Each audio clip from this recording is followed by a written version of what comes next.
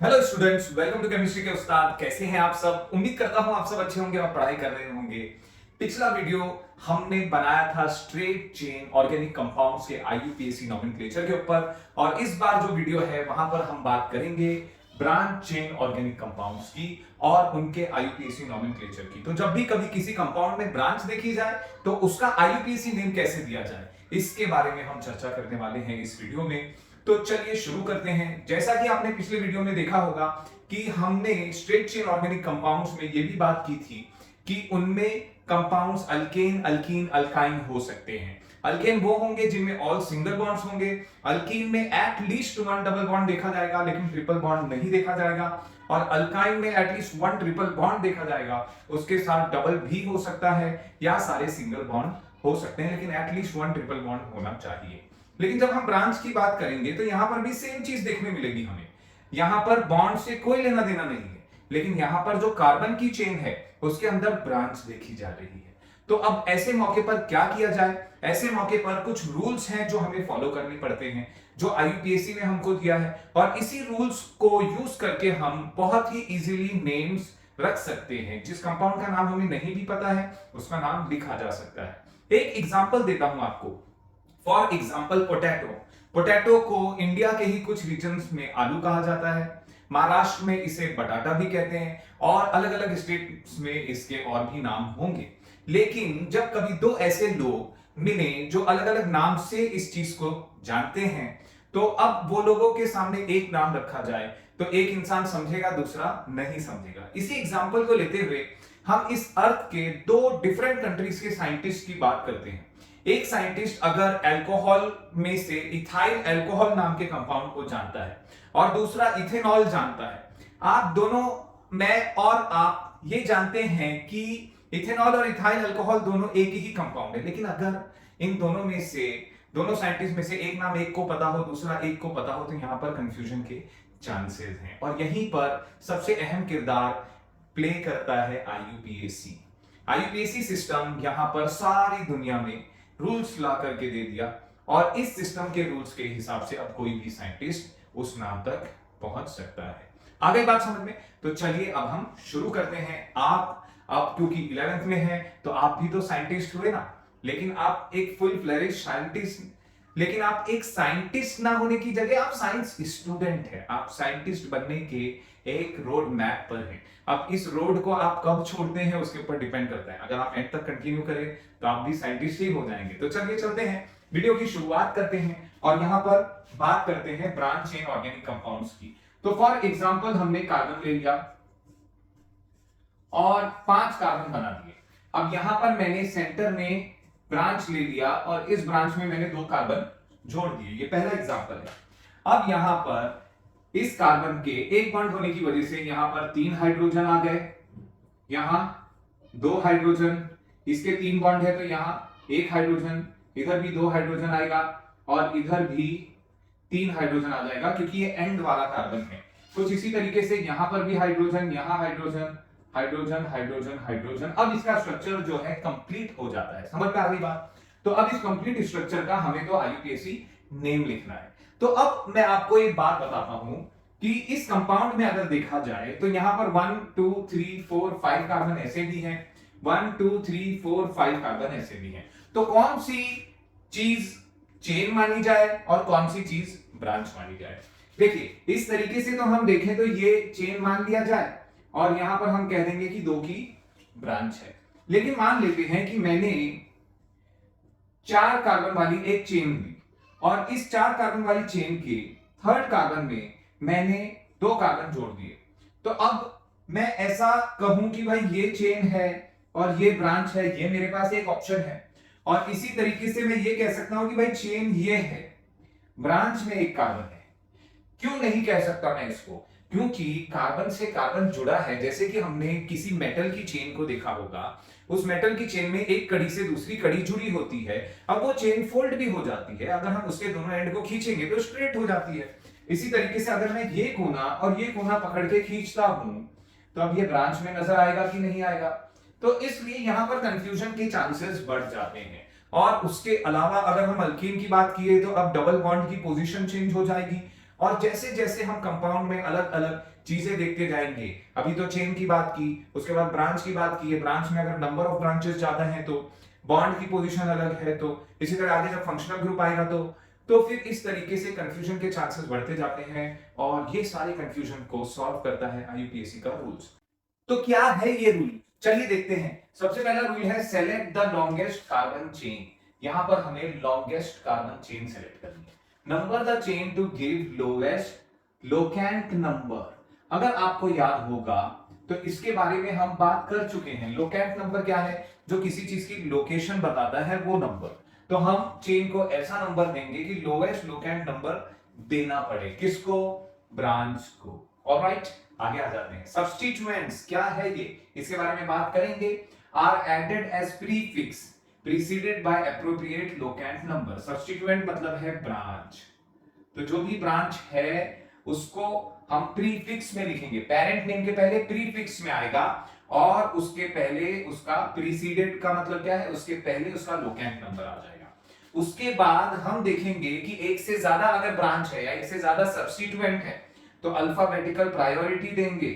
Alphabetical priority में कहने का मतलब इथाइल और मिथाइल में ई पहले आता है तो अल्फाबेटिकल प्रायोरिटी इथाइल को मिलेगी, और इसलिए लोवेस्ट लोकेंट नंबर हम किसको देंगे, smallest locant number, alphabetical priority में जो ब्रांच पहले आ रही है उसको। या लास्ट में है use die tri tetra for many identical substituents. एक से ज्यादा सब्स्टिट्यूएंट या ब्रांच होगी एक ही जैसी तो हम डाई ट्राई और टेट्रा इन वर्ड्स का यूज करेंगे। उम्मीद करता हूं इतना समझ गए होंगे आप। चलिए एग्जांपल्स देखते हैं और साथ में इन रूल्स को डिस्कस करते जाते हैं।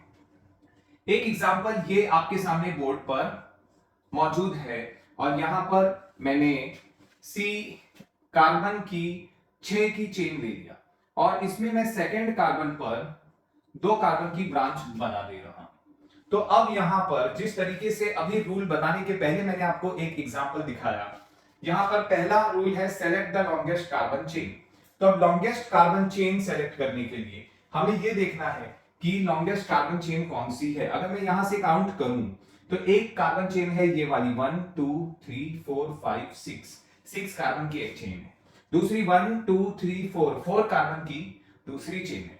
लेकिन अगर मैं यहां से काउंट करूं क्या इस कोने से, तो 1 2 3 4 5 6 ये है, 1 2 3 4 5 6 7, तो ये चेन लॉन्गेस्ट कार्बन चेन हो गई। According to IUPAC rule parent alkane में ये चेन हमें चूज करनी पड़ेगी। इसका मतलब ये वाला कार्बन चेन में नहीं आ रहा है तो वो ब्रांच हो गया, और इसी ब्रांच को हम क्या कहेंगे, सब्स्टिट्यूएंट। जैसे कि आप लोगों ने क्रिकेट के मैच में देखा होगा कि जब भी कभी एक बैट्समैन इंजर्ड हो जाता है तो उसकी जगह एक सब्स्टिट्यूट आता है। कुछ इसी तरीके से अगर किसी ब्रांच में या किसी चेन में अगर ब्रांच नहीं होती तो यहां पर क्या होता बच्चों, यहां पर हाइड्रोजन होता, लेकिन इस हाइड्रोजन की जगह सब्स्टिट्यूट होकर के क्या आ चुका है, कार्बन आ चुका है, और इसीलिए ये क्या हो गया, ब्रांच हो गया। तो इसलिए सब्स्टिट्यूट करके आने की वजह से इसे हम सब्स्टिट्यूएंट बुलाते हैं। उम्मीद करता हूं आप इतना समझ गए होंगे। तो इसलिए सब्स्टिट्यूएंट को हमने अब पहचान लिया लॉन्गेस्ट कार्बन चेन आइडेंटिफाई करने के बाद। तो अब हम क्या करेंगे, अब यहां पर सेकंड रूल क्या है, number the chain to give lowest locant number. Chain को नंबर दो ताकि इस ब्रांच को लोवेस्ट लोकेंट नंबर मिले। अब इतना समझिए बच्चों कि अगर मैं कार्बन की चेन को यहां से नंबर दूं तो ये एप्रोप्रिएट नहीं है, मुनासिब नहीं है। क्यों, क्योंकि चेन यहां से स्टार्ट ही नहीं हो रही है, तो मैं चेन को बीच में से तो नंबरिंग नहीं दे सकता। अब मेरे पास दो ऑप्शन है लॉन्गेस्ट चेन चुनने के बाद, या तो मैं इस कोने से नंबरिंग करूं या तो मैं इस कोने से नंबरिंग करूं। अब जब मैं नंबरिंग करूंगा तो मैं ये देखूंगा कि इस ब्रांच को लोवेस्ट नंबर कहां से आ रहा है, तो इस कोने से नंबरिंग करने से आ रहा है, और इसलिए ये ब्रांच हो जाएगी, ये कार्बन नंबर 1, ये 2, ये वाला 3 हो जाएगा, ये 5 4 5 6 और 7। अगर मैं वहां से नंबरिंग देता तो ये क्या हो जाता, 1 2 3 4 5 6 7। तो जब मैं ये ब्लू वाले नंबर्स को फॉलो करूंगा या इस एंड से नंबरिंग करूंगा तो ये कार्बन को नंबर 3 मिल रहा है, इसलिए लोवेस्ट लोकेंट नंबर ये वाला करेक्ट है, ब्लू वाला। I hope you understand this. इसलिए ये रूल आता है। इसके बाद क्या है, substituents are added as prefix preceded by appropriate locant number. Locant number तो हमने आइडेंटिफाई कर लिया और वो लोवेस्ट लोकेंट नंबर है 3।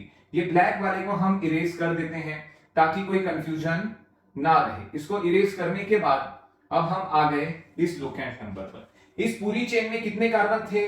7। और पूरी चेन में सारे सिंगल बॉन्ड थे, इसलिए इसका नाम है हेप्टेन।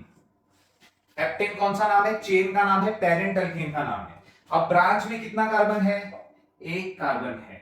अब इस स्ट्रक्चर को पहले कंप्लीट करेंगे तो पता चलेगा कि ये मिथाइल ग्रुप था।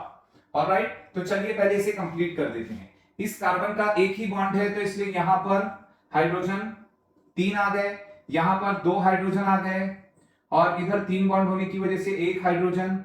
इस कार्बन पर 1 हाइड्रोजन यहां, 1 यहां, 1 यहां, 3 हाइड्रोजन आ गए। और CH3 क्या होता है बच्चों? मीथेन होता है। यहां पर हाइड्रोजन, इधर हाइड्रोजन, 2 हाइड्रोजन, इधर भी 2 हाइड्रोजन आ गया और इधर 3 हाइड्रोजन आ जाएगा। ऑलराइट, इसलिए ये हेप्टेन हो गया। और यहां पर मिथाइल, अब ये रूल क्या बोल रहा है? Substituents are added as prefix. तो मिथाइल को मैं प्रीफिक्स में ऐड करूंगा, यहां पर आ गया मिथाइल। ऑलराइट बच्चों, राइट। और यहां पर देखिए preceded by appropriate locant number. अब इसका लोकेंट नंबर मिथाइल का क्या है? 3। हमने देख लिया था कि मेन चेन में ये 3rd कार्बन से जुड़ा है। यहां पर ध्यान ये रखना है कि अल्फाबेट और नंबर के बीच में हमें हाइफन डालना है, डैश डालना है, तो मैंने डैश डाल दिया। अब इसके बाद हेप्टेन हो गया। अब यहां देखिए smallest locant number two alphabetical priority. Alphabetical priority कब होगी? जब एक से ज्यादा ब्रांच होगी। तो यहां पर फॉर मोर देन 1 ब्रांच। अब यहां पर ब्रांच तो एक ही है तो इसलिए ये एप्लीकेबल नहीं है। Di, tri, tetra for many identical substituent. Many भी होने चाहिए और आइडेंटिकल एक जैसे सब्स्टिट्यूएंट होने चाहिए, तो इसलिए ये भी एप्लीकेबल नहीं हुआ। ऑलराइट बच्चों, तो ये इसका करेक्ट नेम हो चुका। अब हम ऐसा एग्जांपल लेंगे जहां पर मोर देन 1 ब्रांच हो और उसके बाद एक और एग्जांपल लेंगे जहां पर मेनी आइडेंटिकल सब्स्टिट्यूएंट हो। ऑलराइट, तो चलिए ये देख लेते हैं। अब यहां पर इसमें हमें सबसे पहले फोकस हमारा कहां होना चाहिए? लॉन्गेस्ट कार्बन चेन को फाइंड आउट करने के लिए। तो लॉन्गेस्ट कार्बन चेन के लिए हम इस कार्बन को देखेंगे। ये देखिए 1 2 3 4 5 5 की चेन है, 1 2 3 4 5 6 7 की चेन है। तो ये लॉन्गेस्ट कार्बन चेन हो गई कि नहीं हो गई बच्चों? अब उसके बाद अगर हम सब्स्टिट्यूएंट देखें तो यहां पर देखिए एक सब्स्टिट्यूएंट ये हो गया क्योंकि चेन तो हमने ये वाली चूज की है, और एक सब्स्टिट्यूएंट ये हो गया। ऑलराइट, क्या ये दोनों सेम सब्स्टिट्यूएंट है या अलग सब्स्टिट्यूएंट है? तो ये दोनों सेम सब्स्टिट्यूएंट है। इधर भी एक कार्बन है और इधर भी एक कार्बन है, तो 2 मिथाइल है। 2 मिथाइल होने की वजह से हम लोग ये डाई का यूज करने वाले हैं और इसे हम डाई मिथाइल बुलाने वाले हैं। लेकिन उसके पहले और भी डिफरेंट रूल्स को हमें देखना पड़ेगा और उनका यूज करना पड़ेगा। तो अब अगर मैं यहां से नाम दूं तो मिथाइल को लोएस्ट लोकेंट नंबर आएगा क्या? 1 2 3, 3rd पे आ रहा है, 4 5 5 पे आ रहा है, तो 3, 5 पर आ रहा है। पहला मिथाइल 3 पर, दूसरा 5 पर, 6 और 7। अगर मैं यहां से नंबरिंग करूं 1 2 3 तो अभी भी 3 पर आ रहा है पहला मिथाइल, और 4 5 पर आ रहा है दूसरा मिथाइल। इस केस में दोनों तरफ से नंबरिंग करने पर मिथाइल को सेम लोकेंट नंबर मिल रहे हैं, ये पता चल रहा है। इसलिए हम कोई भी नंबरिंग को फॉलो कर सकते हैं, वो खास तौर पर इसी स्ट्रक्चर के लिए है। लेकिन अगर स्ट्रक्चर ऐसा होता, फॉर एग्जांपल एक जगह से 2, 4 मिलता नंबर और एक जगह से 3, 5 मिलता, तो आईयूपीएसी रूल क्या कह रहा है? लोवेस्ट लोकेंट नंबर देना है हमको, और लोवेस्ट लोकेंट नंबर की वजह से हम इसको प्रीफर करते, इसको नहीं यूज करते। ऑलराइट, क्योंकि अब ये मिल गया है। अब मेन चेन कितने की थी? 7 कार्बन की थी। क्या चेन के अंदर सारे सिंगल बॉन्ड है? हाँ, सारे सिंगल बॉन्ड है। 7 कार्बन का सिंगल बॉन्ड वाला कंपाउंड हेप्टेन कहलाता है। अगर आप नहीं जानते हैं तो पहले मेरी अल्केन्स वाली वीडियो देखिए, आई बटन में वीडियो मिल जाएगी। और हेप्टेन के पहले अब यहाँ पर कितने मिथाइल है? 1 और 2। पहला मिथाइल 3 पर है, दूसरा 5 पर है, तो मैं लिखूंगा 3, 5। दोनों नंबर के बीच में हमेशा कॉमा रहेगा, ये आपको जानना है। और कॉमा के बाद जैसे ही हम अल्फाबेट लिखेंगे तो हाइफन आएगा। और मिथाइल कितने हैं? 1 और 2, तो हम लिखेंगे डाई मिथाइल। क्या हो जाएगा? डाई मिथाइल हेप्टेन, ये इसका नाम हो जाएगा। ये कब होगा? जब मेनी आइडेंटिकल सब्स्टिट्यूएंट्स होंगे। तो अगर यहां पर 3 होते मिथाइल तो ट्राई वर्ड का यूज करते हम और ट्राई मिथाइल कर देते। 4 होते तो टेट्रामिथाइल हो जाता। ऑलराइट, इसी तरीके से ऐसा होता। लेकिन अब अगर हम फोर्थ वाले को देखें तो smallest locant number two alphabetical priority, alphabetical priority में for more than one branch होना चाहिए, लेकिन ब्रांच आइडेंटिकल नहीं होना चाहिए। आइडेंटिकल के लिए ये रूल एप्लीकेबल था। तो अब अगला एग्जांपल हम लोग लेंगे कौन सा, for more than one branch लेकिन डिफरेंट ब्रांच। तो चलिए देख लेते हैं। अब हम अगर इस कंपाउंड को देखें तो इस कंपाउंड में सबसे पहला काम हमारा है select the longest carbon chain. तो select the longest carbon chain में देखिए 1 2 3 4 5 कार्बन की एक चेन है, और इसी तरीके से 1 2 3 4 5 6 कार्बन की एक चेन है, 1 2 3 4 कार्बन की एक चेन है, और एक है 1 2 3 4 5 6 7 कार्बन की। तो 7 कार्बन की इस बार वापस चेन लिया है मैंने। इसमें बहुत सारी चेन थी, लेकिन आईयूपीएसी नोमेनक्लेचर के हिसाब से लॉन्गेस्ट कार्बन चेन 7 कार्बन की है, तो इसलिए ये वाली चेन करेक्ट चेन हो गई, और ये लॉन्गेस्ट कार्बन चेन हो गई हमारे कंपाउंड की। अब इस लॉन्गेस्ट कार्बन चेन में हम देख रहे हैं कि कौन कौन सी ब्रांचेस है। तो ये एक ब्रांच है, सब्स्टिट्यूएंट हो गया, और ये दूसरा सब्स्टिट्यूएंट हो गया। इस सब्स्टिट्यूएंट में एक कार्बन है और इस सब्स्टिट्यूएंट में 2 कार्बन है, तो इस बार दोनों डिफरेंट सब्स्टिट्यूएंट हो गए। एक कार्बन वाले को हम मिथाइल बुलाते हैं और 2 कार्बन वाले को हम इथाइल बुलाते हैं। तो इस बार सेकंड लास्ट या फोर्थ नंबर का रूल यूज होने वाला है।